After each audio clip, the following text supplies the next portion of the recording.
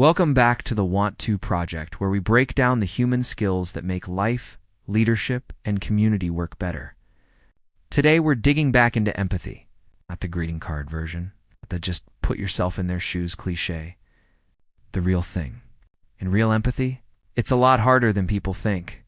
Empathy sounds easy on paper, but truly seeing the world through someone else's eyes is one of the most complex things we ever try to do. Why? Because every one of us is shaped by layers, culture, group identity, economics, psychology, and those layers act like filters on a camera lens. We're all looking at the same world, but through very different glass. Let's start with culture. From the moment we're born, we're absorbing values, beliefs, and norms. Some cultures prize harmony and community. Others celebrate independence and self-expression. These early lessons become the lenses we use to judge what's normal, what's respectful, what's rude, what's fair. So when a teacher meets a classroom full of students from different backgrounds, or you're traveling in a new country trying to read the room, you're interpreting clues without the full cultural biography. Sometimes you get it right.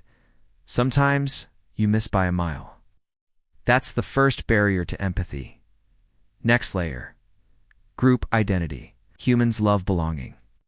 We join teams, communities, political groups, fandoms, departments at work, and once we're in a group, we start seeing the world through that group's story. Think about sports rivalries. Two fans watching the same play can have completely different reactions because their loyalty shapes what they see. Or picture two departments at work competing for recognition. Even if the individuals have the same goals, group identity can build invisible walls. Empathy has to climb those walls. Now let's talk economics. Growing up with abundance versus scarcity changes everything. Your stress levels, your sense of safety, your trust in institutions, your expectations of fairness. A high school student working nights to support their family sees the world differently than a classmate who never has to think about money. Access to education, healthcare, technology, these aren't just conveniences. They shape how we interpret opportunity, risk, and responsibility. Two people can live in the same city and inhabit completely different realities. Even when culture and economics match, the mind adds another layer.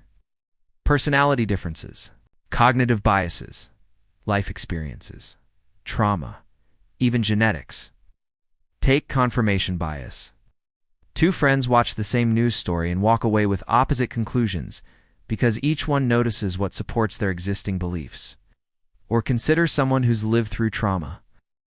Their reactions to stress or conflict may look over the top to someone who hasn't walked that road. Empathy requires us to remember we're not all carrying the same history. So with all these variables stacked up, here's what gets in the way. Limited information. We never know someone's full story.